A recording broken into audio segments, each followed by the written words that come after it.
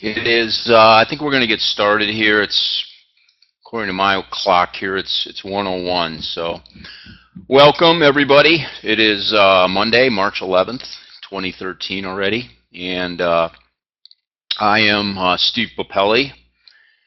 And it is good to be back here today for our Monday webinar. We're running some new technology here. I don't know if for the folks that were here with us last time, we had all kinds of interesting events occur, and we've got new tech here. So I've got new sound, I've got all kinds of new cool stuff. So can I just get a confirm from anybody, maybe Jeremy or somebody, that the sound sounds okay? So as long as we got good sound, okay, great. Thank you. So hopefully the audio is a little bit better. I used to work off actually I was working off a phone and a Bluetooth once in a while, but now we've reached up and we've gotten some new tech. So this is kind of cool. So hopefully that'll be better. Anyway, what we're going to do today is we're going to have a little workout. I call it Option Calisthenics. Early exercise and calls and puts. So we're going to kind of go over how we can kind of anticipate or predict when we might get assigned, or when the decision might be effective for us to exercise either our calls or our puts. And as always, I just invite everybody to jump in and ask questions or chat. Put it in the chat. Whatever something comes up, if you got a question, just throw it out there, and I'll pretty much get to it almost immediately. I don't normally wait until the end to answer all this stuff. I just like to take it as it comes. So if you got a question, just shoot it on in, and I'll get to it. I can see the chat there. Put it in the chat, and I'll be happy to answer it. So anyway, all right. Well, let's get started here, and there it is. So. Famous a quote from Bill Murray in classic movie Stripes. Army training, sir. It's about as good as it gets. I think that's Frank Fahey right there, working out. It was I think it was taken just a couple weeks ago when he was doing his spring workout down in the desert somewhere. I think it's Sahara Desert or something. So anyway, Army training, sir. We're going to do some Army training with options today. Some of the disclaimers, obviously today, this is purely for educational purposes. I am a principal at a registered investment advisory, so I have to disclose that this isn't any solicitation stuff. Again, everything's for education today. What we're going to cover is a review on exercise versus assignment, the difference. American versus European option, we'll talk about those, and then some of the factors that determine the early exercise. Okay, how we think about this, synthetics. When thinking about early exercise, thinking about synthetics is the way I've done it. It's the way I learned it. I think it's the best way to do it. And so we're going to talk a little bit about synthetics. I'm not going to get into synthetics very much. We've done webinars on synthetics, so I'm not really going to spend a whole bunch of time going over synthetics. And with a couple examples, and then we're going to summarize. All right, here we go. Okay, before we get started, here at Discover Options, we pride ourselves on being full service. We are not only an options education house, but we are full service. And in light of St. Patrick's Day, I thought I'd throw out a couple of facts here just to get things off the ground. St. Patrick was born approximately 390 AD near Kilpatrick, Scotland. Not in Ireland, in Scotland. The first parade was held actually in Boston, not in Scotland. Boston in 1737. Not in Ireland, surprisingly.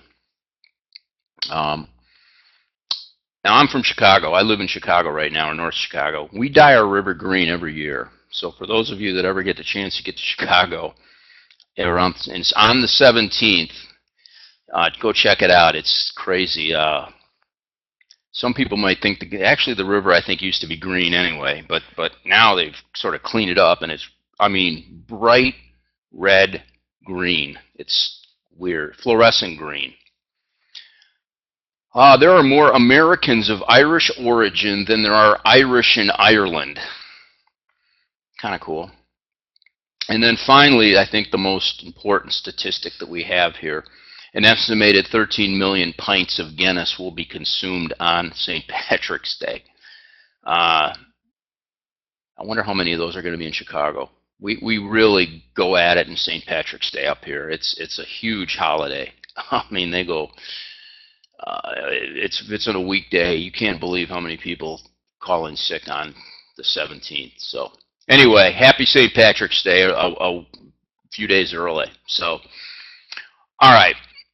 Exercise or assignment. Exercise or assignment. Obviously, different sides of the same coin. I'm not going to spend a whole bunch of time here.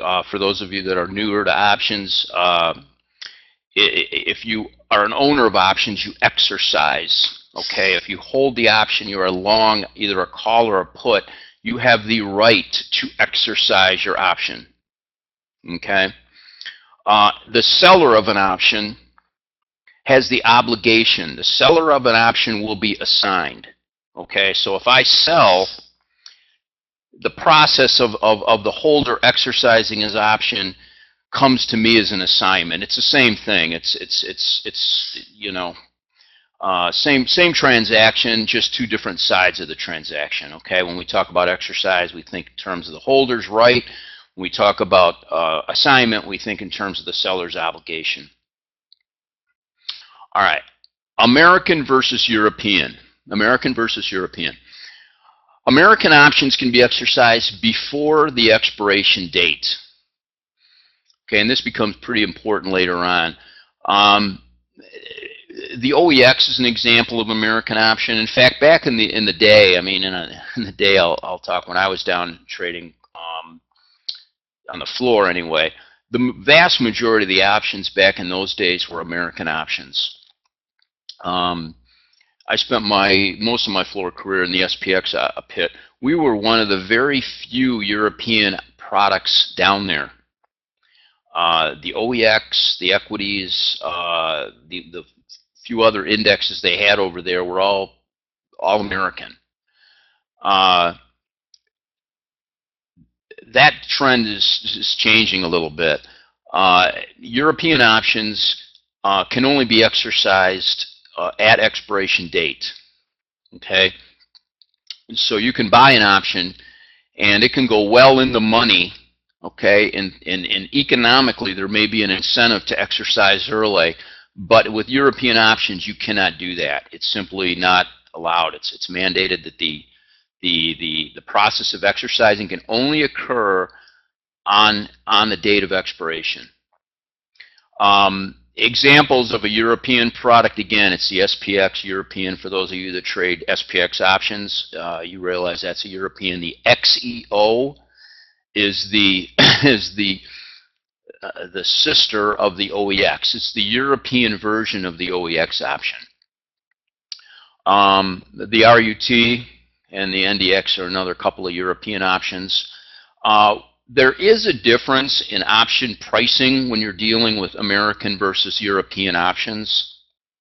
And we're not going to get into that right today. That's not going to be the focus of what we're going to talk about. But just kind of know that there is a premium in the option prices when you do have to have American, when they are Americanized, American options. So there is a risk premium that's put in the option to compensate theoretically for the potential of early exercise. So you won't have that exact same price on the American and the European for the exact same strike, exact same underlying. Okay, determining factors, and just I meant to mention this before. A lot of my, a lot of the webinars I do, I toggle back and forth between the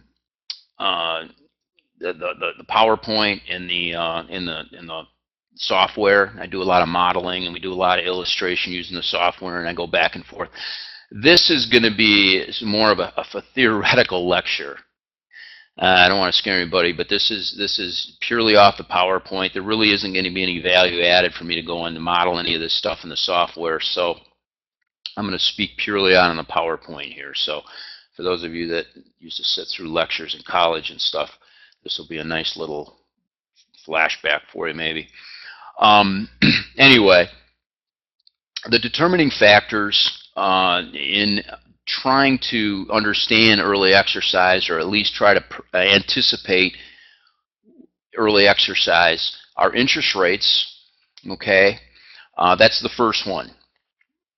Options are a levering instrument. We all know that. We know that when we use options, we're essentially creating leverage for ourselves. As rates increase, the calls will go up. As rates increase, calls tend to get more valuable. Reason is calls allow us to control more stock for less money. So that levering effect becomes more valuable as interest rates go up. So clearly, if I have, if rates go up and it becomes much more expensive for me to buy the outright stock, and I have the opportunity to go and control the same number of shares with much less money, the value of that instrument, that call, is going to be more valuable. It's going to go up. It's going to be more valuable. So that's going to bid up calls. Other side of the coin is puts go down.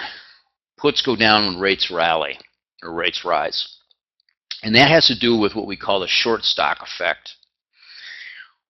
When we sell puts, we have when we buy a put, I should say, when we buy a put, we're really taking there's two ways to sort of go short. Let me start over here. There's two ways to kind of be short the stock. You can either buy the put or short the stock. Okay? If we buy the put, we pay a certain amount of money and we control then the short option of the stock. The other opportunity, the other potential, is to just short the stock. Well, in some accounts or in some professionals or non-retail, you get, when you sell the stock, you get cash put in your account. Well, a lot of firms and a lot of professionals get interest credit on that cash that's in the account, and it's called the short stock rebate. So in an environment of very high interest rates, that short stock rebate can really add a lot of money to your equation. So if rates are real high and I want to go short a stock, and I know if I short the stock and I can collect interest of $100 versus going out and spending the money on the put, I'm going to take that in consideration. So it's going to be more attractive for me to sell the stock and collect the rebate in a higher rate environment. So therefore the interest in the put is going to go down, or the value of the put is going to decrease. All right, so that's short stock rebate. The other factor when we're dealing with early exercise is dividends. And I'm sure anybody that's trading options on stock, especially stock, but ETFs as well, knows what's going on with the dividends and how these things play out in early exercise.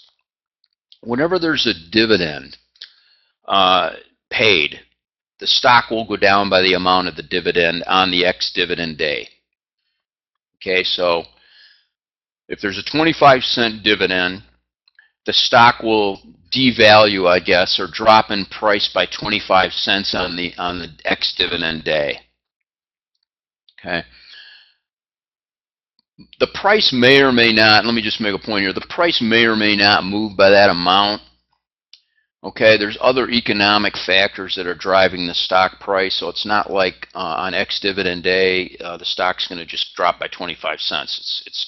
There's other things moving the thing around. But in terms of valuation, or I guess you could say, the stock will sort of devalue by that 25 cents because that dividend now has been effectively paid out or credited to shareholders on record prior to ex-dividend day.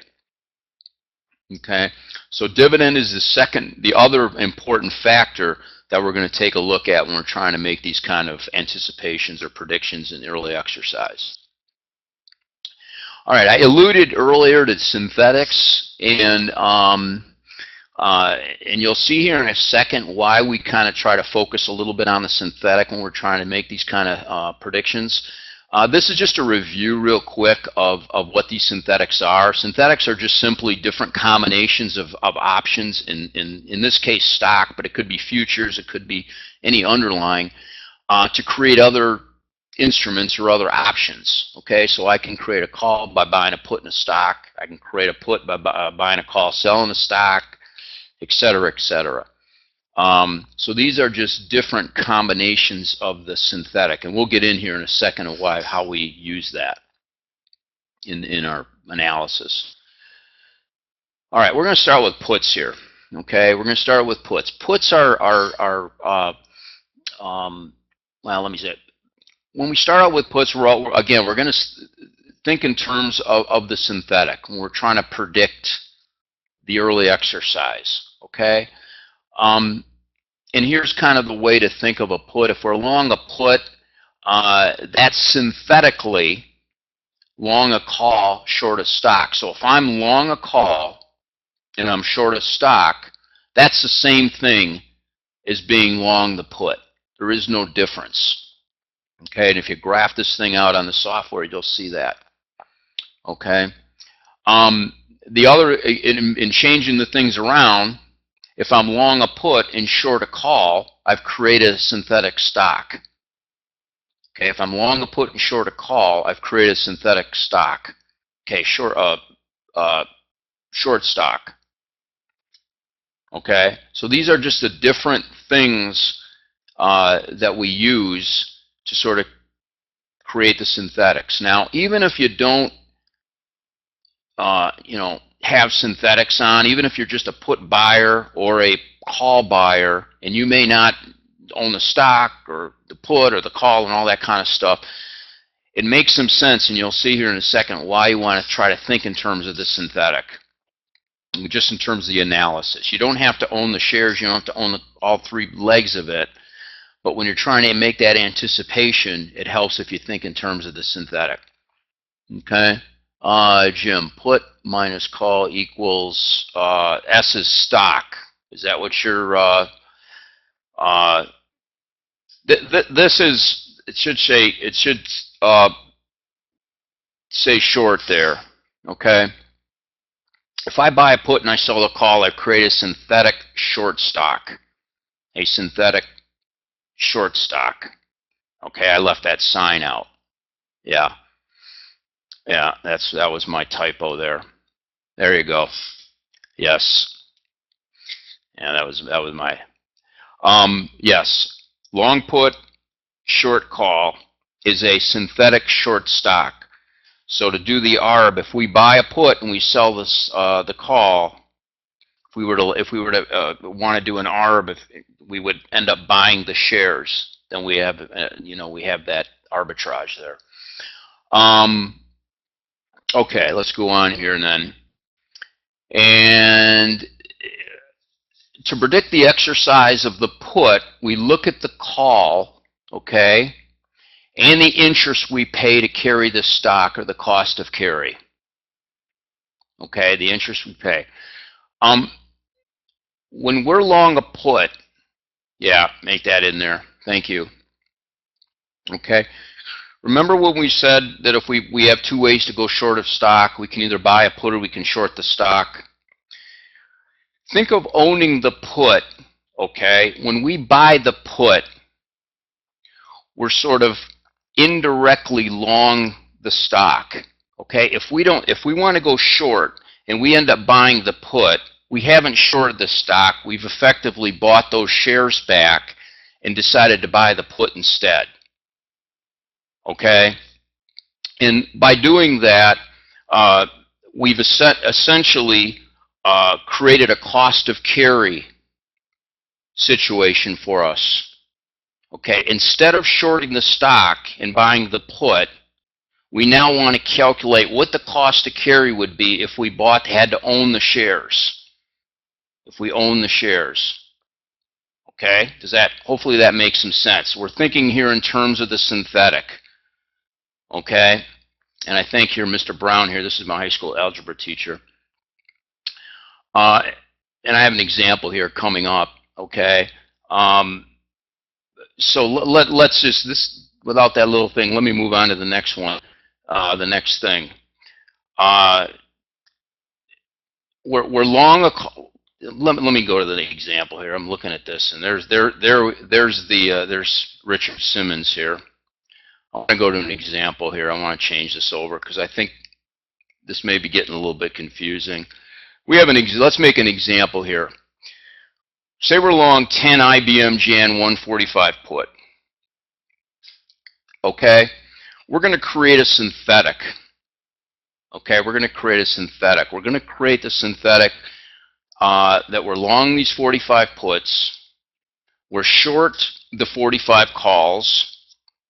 Okay, which essentially does what?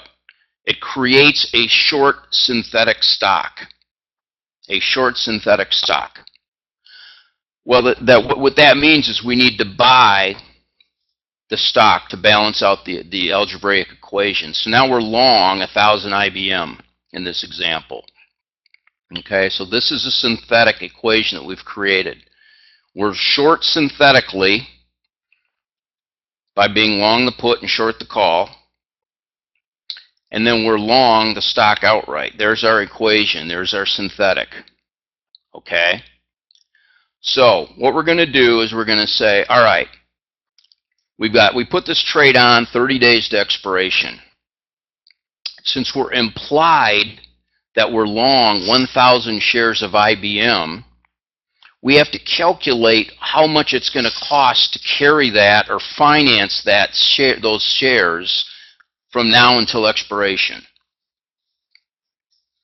So you can do the math and figure out what the cost to carry is. It's essentially just an annualized rate of return based on how much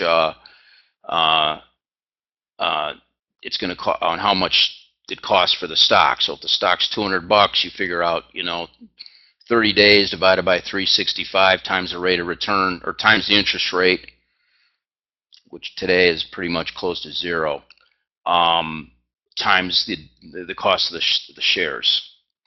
So let's just assume that it's 40 cents. Let's assume it's costing us 40 cents to finance the stock between now and expiration. Okay, and that 40 cents is in terms of how we price options now. If an option is $1, we're not saying 40 cents, and this is with the decimal place moved over 2 places. All right. Hopefully everybody's with me on that. If I'm confusing it, just shoot the questions in, because I used to teach this to our guys that when I was trading, and this was always the one that got people a little bit. All right. Say now some time is going on. We've got that trade on. We're long put, we're short call, and we're long shares. Okay? The trade is on. Time's going on. Okay? Say that now we're close to expiration. You could say we're, there's 10 days or 15 days, or it doesn't really matter. As time goes on, the remaining cost of carry goes down because the time has gone down. Okay? So now let's say that there's 10 days to go and we figure out what our remaining cost of carry is between now and the expiration. Say it's 20 cents. Okay? So, remember now, we're long the put, we're long the stock implied, which equals a long call. Okay? If the call is trading at 10 cents, okay, which is less than the 20-cent cost to carry, we will exercise. We exercise. Okay? So if I calculate that the cost of the call is less than what the cost to carry is, I'm going to exercise. Okay? Does everybody, I got a question here. Put equals short U plus call. So your example, long IBM. Right. Yeah, I've got some. Yeah, I mean this basically what we're looking at here is this is the synthetic broken out of the equation. Okay, we're essentially long put, we're long stock, and short the call. That's our equation right now. That's our synthetic. Okay. What we're going to do is we're going to make the determination. If I exercise my put, what I'd end up doing is buying the call back to close out the call. I'd sell the put out to close out the put, and I'd sell the stock out to close out the stock. I'd be completely out of it. The only thing I have left is the call that I bought. Okay? Remember, when we're thinking in terms of these synthetics, all we're trying to determine is whether or not we exercise the put early. Okay, that's really the whole thought process, is to determine whether we exercise the put early or not. Okay, so if I'm just long a put, and I don't really have the shares and I don't really have a call, I'm going to look at the cost to carry and I'm going to say, okay, it's costing me 20 cents to carry this thing to expiration. Okay, what I'm going to do, if I can buy that call for 10 cents, I'm going to exercise my put. I'm going to sell my put, which essentially I would turn around and sell the shares. I would unwind my shares, I'd unwind my put, and I'd buy the call back. So I'm left with the call only. By doing that, I save 10 cents. Difference between the cost to carry on the entire synthetic and just owning the calls.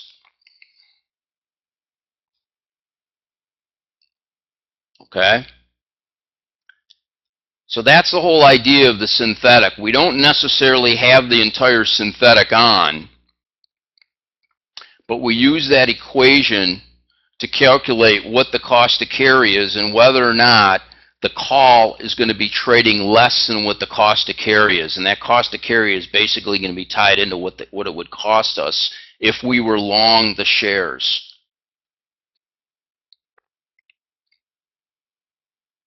Okay? All right. So that's early exercise on the put. That's predicting the put, and it's pretty straightforward, believe it or not. It's actually it's very predictable. Puts are very predictable in terms of when they're going to get exercised early. This is a formula we see used all the time. Pretty much every market maker, every hedge fund guy uses these to determine whether or not they're going to exercise their puts early.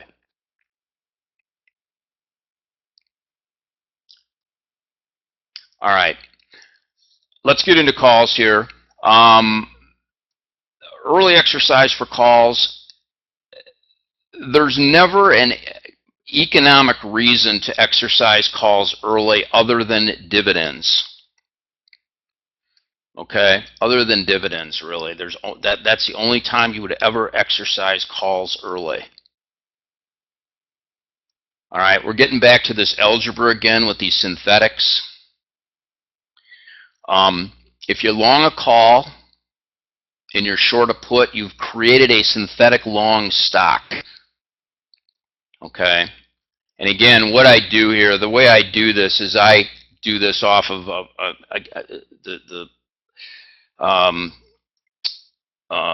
the way I wrote this out is I did it in terms of an ARB. If I buy a call and sell a put, I've created a long stock or a long future. The way to hedge that off is to sell the stock. That's why I put these signs the way they are. So this is the synthetic arbitrage, basically. Okay. Being long a call implies being short a stock. And what I mean by that is we have two ways to get long or control a stock. We can either buy the stock, okay, or we either buy the call. If we buy the call, we don't buy the stock. In terms of trading or economics, buying the call automatically implies that you're now short the stock. Okay, and in terms of calculating interest rates in these kind of early exercises, that's the thought process. So if we're long the call, that implies being short the stock. And again, that has to do with how market makers and professionals hedge their call purchases. If I'm a market maker and I am buying a call, the hedge is going to be to sell the shares, to sell the stock. So if I buy, calls and I'm long delta, I'm going to sell the shares in the stock to hedge my delta. That short stock is going to create, again, the short stock rebate that we talked about earlier. The interest that we get on that short stock rebate is going to come into play in terms of how we decide to make the early exercise. Okay, so short stock means we collect interest on the credit in the account. Note here that most retail accounts, we don't get short interest. We don't get short stock rebate. So, it may not matter for us, but it does matter in terms of making the determination or making the economic decision in whether or not we're going to early exercise or assign. Okay.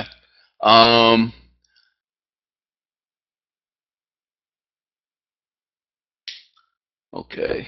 I got a long question here. Let me, from what you have said so far, I was in the probability of having the option that I own or that I am short seems to be determined by the cost of carry, not by the moneyness. Guy, when you say moneyness, I think you're meaning in the money, the amount in the money. Okay, in the money or out of the money. I've always looked at in the moneyness, so I need to calculate the cost to carry that my counterparty has. Yeah, we're going to get into that. In the money, first of all, you only exercise in the money options, but cost to carry has everything to do with it. Okay, in the money, you won't necessarily exercise every in the money option. Okay, it has to do with the trade-off between the different components of the trade itself. Okay, and we're talking purely in terms of economic decision making. Now, whether or not somebody might exercise an option sometimes doesn't have anything to do with what we call rational behavior. If you're an economist, not that the person is irrational, but the decisions themselves may not be rational in the sense of whether or not it's a proper exercise economically. And the way to determine whether it's a proper exercise economically is to focus a lot on the cost to carry. All right, but good question, and good comment.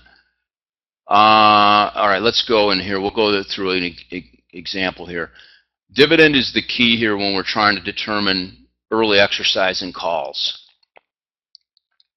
Economically, if the dividend is greater than the short stock rebate, we exercise. Again, I'm thinking in terms of the synthetic. I'm long a call. I could be short a put. There's my synthetic long stock. I'm now short stock outright. That short stock outright gets interest credit. If that interest credit is greater than the dividend that I can collect by exercising my long call that I own, I'm not going to exercise. I'm going to collect the interest and bypass the dividend. And we have an example here. Most retailers will exercise a day before ex-dividend to capture the dividend. In fact, most everybody will.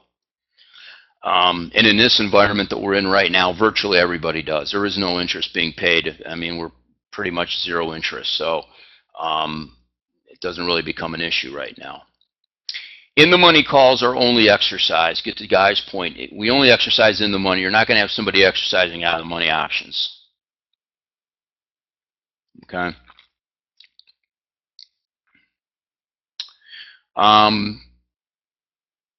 We use the put as a proxy again. in our let me jump to the let's just do this example, and I'll back up here. Let's take Microsoft for an example. Stock's trading around $27. We got a 23-cent dividend. The ex-dividend date, say, is February 19th. Ceteris paribus, this is a term we used to use in graduate school. All else being equal, okay? Forget about the fundamentals, forget about the market forces, okay? Everything being equal, the stock will drop by 23 cents on the 19th, ex-dividend day. All strikes with puts that trade below 23 cents tend to exercise. Okay, so that's a nice little easy way to sort of anticipate an early exercise, or if somebody's going to exercise ahead of a dividend, is to look at the put. And that gets to your question, Guy. If you have a put that's trading greater than the dividend, chances are it will not get exercised. If you have a put trading less than the dividend, chances are it will get exercised. And what you can do is think of that put sort of as a synthetic dividend. So if you get exercised and you're long and you're short a call, and you get assigned, and the dividend is trading at 23 cents, you no longer have the call, okay? And again, think in terms of the synthetic. If you're short the call, you're implied to be long the stock, okay? So you now got assigned. You delivered that stock away. You don't get to collect the dividend. You thought you were going to collect the dividend, or implied to collect the dividend, but you're not getting it now. You got assigned. What you can do the next morning is go ahead and sell the put. If that put's trading the dividend or greater, you're going to make that dividend back or more. So that's the easy way to determine whether or not you're going to you think you're going to get assigned, is look at the price of the put.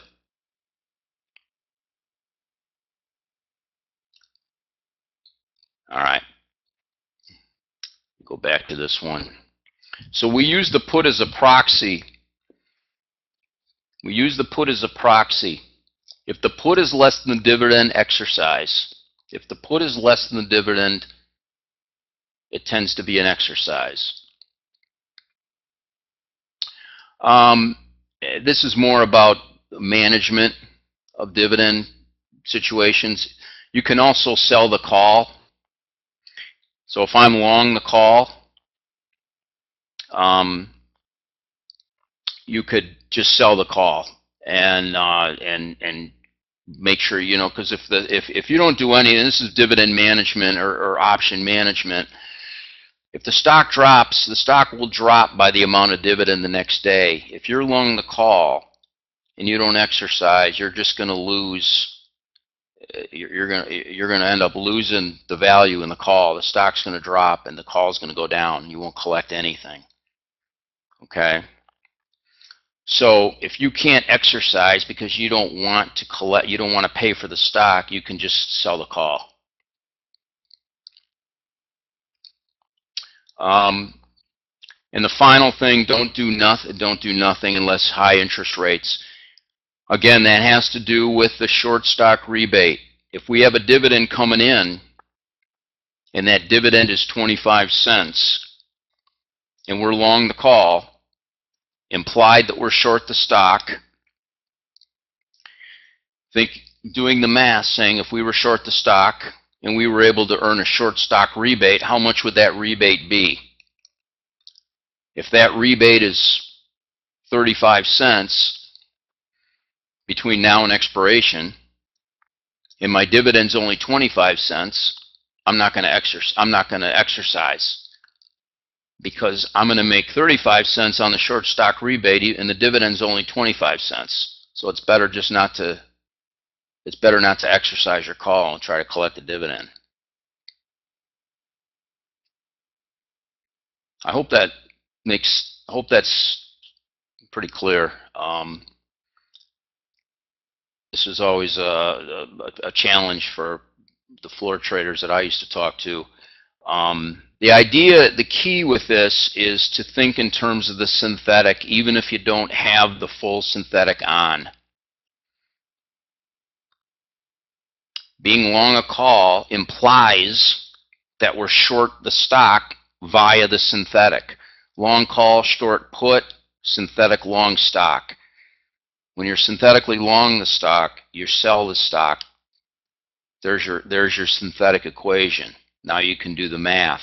Same with the put. Long put, short call, long the stock. Okay? So in order to calculate the early exercise on the put, we figure out what's our cost to carry on the stock. Okay?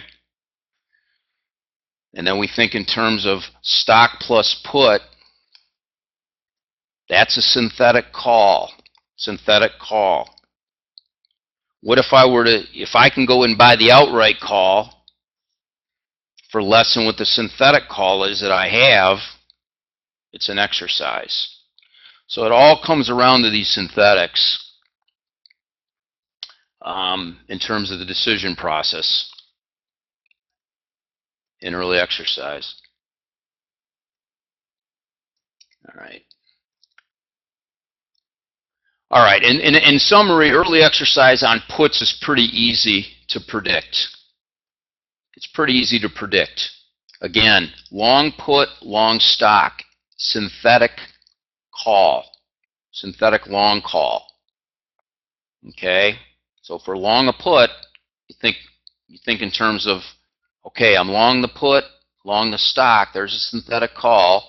What's my cost to carry? My cost to carry this position is 30 cents, for example. It's 30 cents between now and expiration. Okay. Where's the call trading in the pit? Where's it trading? If it's trading less than 30 cents, I'm gonna exercise the put. Exercise the put means sell my put that I'm long. I'm implying that I'm going to sell my shares that I'm long, so that position's unwound, and I'm going to turn around and buy a call in the crowd or in the pit.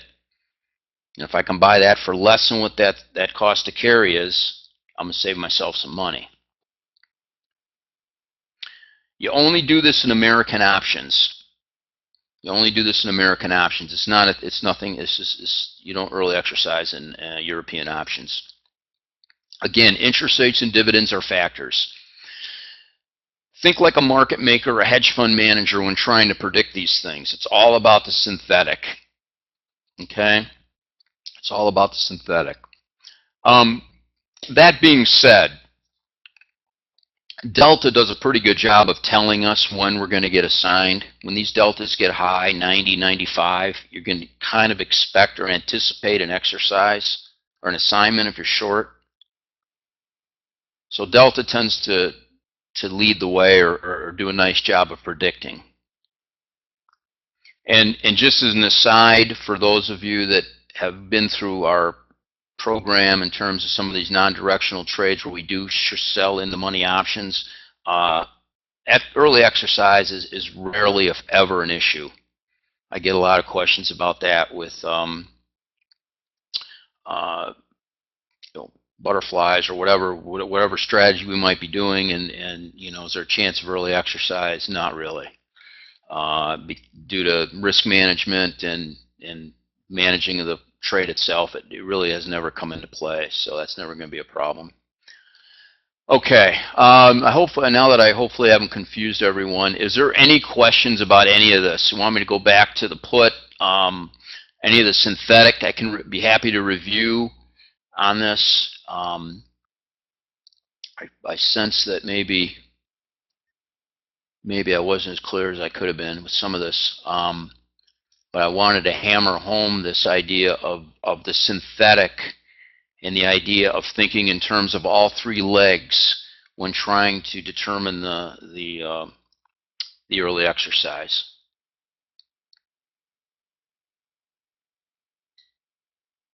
No? All right. Trying to go back. Oh man, I don't like. Yeah, I remember that guy. Back Richard Simmons back in the day. Yeah. Uh, the thing here, I'm going back here. The idea here is the algebraic equivalent. Okay, long put, short call. Synthetically is a short stock. But when you're thinking in terms of the algebraic equivalent, if I buy call or buy put, sell call, in order to balance it out, that's a short stock. I need to buy stock. Okay, that's a synthetic equivalent. Okay. All right. Okay, well, that is what I have. That's synthetics. And again, if is anybody, oh, somebody's typing here. And this is the beauty of live radio. You're just not sure what's happening on the other side. But well, thank you, Guy. Hopefully that was clear. I keep pounding it. I feel like we kind of got a little bit confused here in the middle of this with the puts, and maybe I'll do a follow-up webinar or something like that if I hear that it was. But because it isn't that, once you do them, it gets pretty easy. Yeah, the slides are available. I know Jim Graham puts these up usually very quickly, within an hour. They usually are available. So take a look at this stuff, and if anybody has any questions or any thoughts about any of this stuff, give me a heads up, and I will be happy to answer these either individually, or if we want to do another one, I'll be happy to do another one, because this is good stuff, and it helps a lot.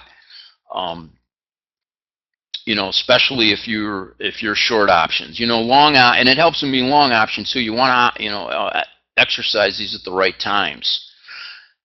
Nowadays, it's not as big a deal, especially in the interest rate environment that we're in. I mean, essentially, there's no interest right now, so it's not become an issue. But if rates ever go up again, this will become an issue. So anyway. Is exercise automatic? I'm not sure I understand what you mean automatic. With European options, its exercise is automatic at expiration. American, they are automatic at expiration. Unless it's expiration day, you will not have automatic exercise. The clearing firm generally exercises automatically. I think if it's like, I forget how the rule is, it's like 70 cents in the money or something like that, it'll automatically exercise. If you're less than that, maybe it's 50 cents, you need to contact your clearing firm and give them orders to exercise. But there is no automatic exercise ahead of expiration. No matter how far in the money you are, you won't get it. You won't have an automatic exercise unless you authorize it. So, all right, folks. Well, listen, it was my pleasure as always. Again, any questions? There's my contact information. Feel free to email me, call me, whatever, and that's that. Thank you very much. It's been a pleasure. Have a good day.